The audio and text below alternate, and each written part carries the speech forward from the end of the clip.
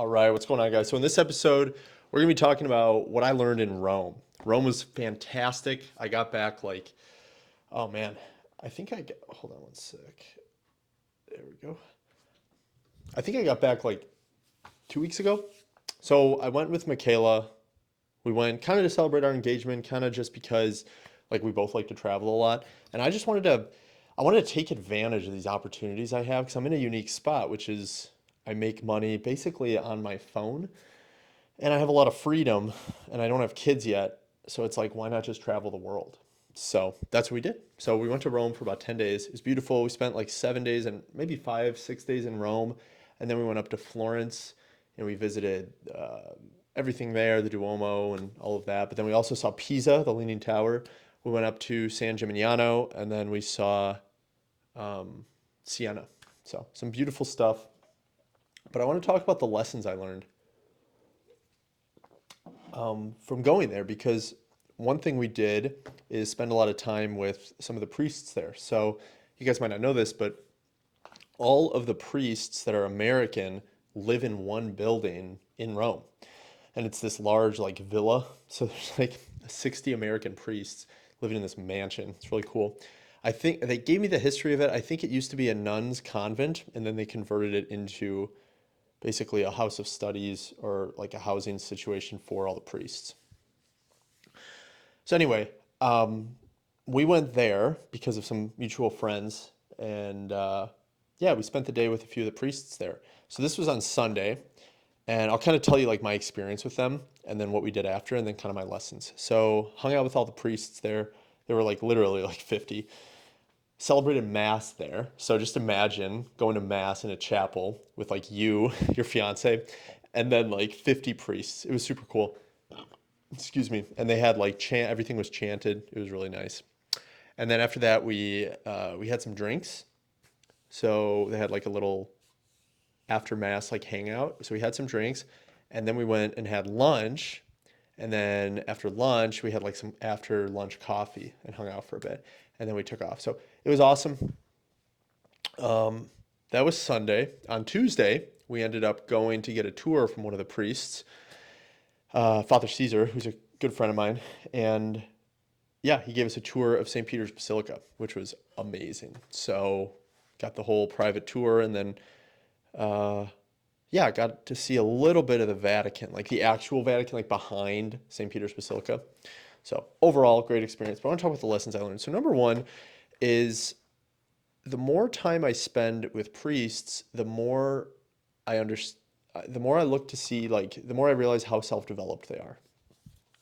Most of my job is getting Catholic men to self-develop. It's my whole life, basically. Whether that's in their mindset or their skill sets or their habits, I'm just constantly trying to do this. And time after time, I meet priests who basically have done all this work. They've done it all. And they're still growing and stuff, but they've got like the main stuff down.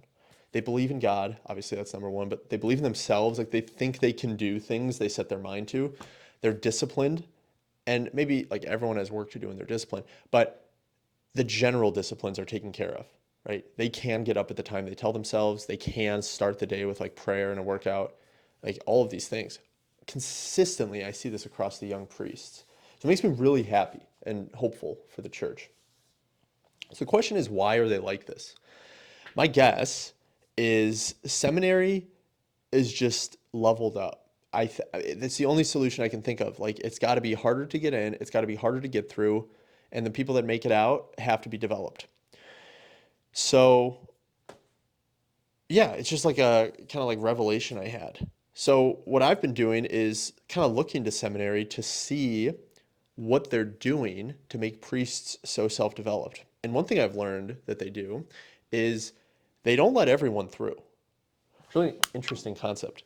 Um, Not everyone like if you start seminary and you think you're called to be a priest, just that alone doesn't get you through, even if you get the grades.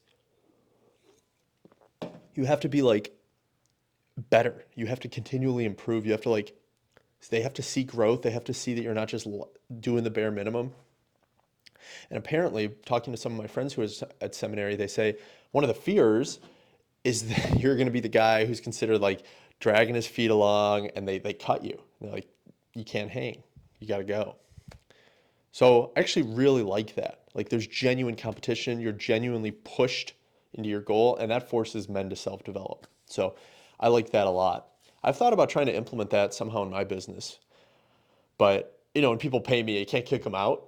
So I would be like, you're too lazy. I'm gonna keep your money, but you have to leave. Like I can't do that. So I'm thinking about that, but though, it's just an interesting insight. They seem self-developed. I think the second lesson I learned too is um, they tend being immersed in the faith doesn't necessarily mean that you're going to be practicing the faith a lot. And the reason I bring this up is because all of Italy that we saw was like quote unquote Catholic, especially in Rome and Florence. But almost every person we talked to that was our age, fooling around, don't plan on getting married, live with their girlfriend, like true, like Italians, we were there. Even our one thing we did was we got a private like cooking class. So it was myself, Michaela, and then the chef. Her name was Angie. And Angie was like our age, very pretty, like typical Italian girl. She had a boyfriend, and we were asking her, I was like, oh, like what are the next steps? They've been dating for like 2 years. She was like, and this is what she told me verbatim. She goes, people in Italy don't really get married this young, like maybe 35, 40. But she was like, and I want to have kids. I want to be young with my kids. And it was like heartbreaking. So I'm like, damn, you would think in Italy they have plenty of like situations where people are getting married young and everyone's like following the faith, but no. So that's interesting. That's a stark contrast to us because if you're Catholic in America and you chose it, you're probably pretty traditional, pretty orthodox. But since everyone there is Catholic, no one's really orthodox. It was interesting. I don't know what this like reflection is there. Probably something like, well, Monsignor Shea, who's a Catholic priest and speaker, he said once in a talk, he said, one of the biggest things you have to be mindful of in an era where Christianity is not the dominating philosophy is courage. You have to be mindful that you're not being a coward because you have to speak up for the faith. But when you're in an environment where Christianity is the dominating worldview, the number one thing you have to be fearful of, mindful of, is being lukewarm in the faith. It kind of ties into what we're seeing in Italy, which is a shame. You would think people in Rome are like super Catholic, but they were all pretty lukewarm. So yeah. And then maybe my third kind of reflection is I am someone who's very into routine. I don't like messing up my routine. I even have, oh, it's over there, but I have like a little checklist of all my habits every day. Like I take it very seriously. When you travel, you kind of give all that up. You do a little bit, but yeah, you're going to be eating out. You're going to be waking up at different times. You're going to be jet lagged. You're going to have all these different things happening to you, and your routine is going to be messed up. So you got two questions. You got two like paths. You can either not travel and stick to your routine, or you can travel and deal with it. And as someone who really, really loves their routine, I would still travel a lot. And this isn't to say I'm not like disciplined enough to stick to my goals. It's more so like the experience you get from getting around other cultures to me is like a higher value.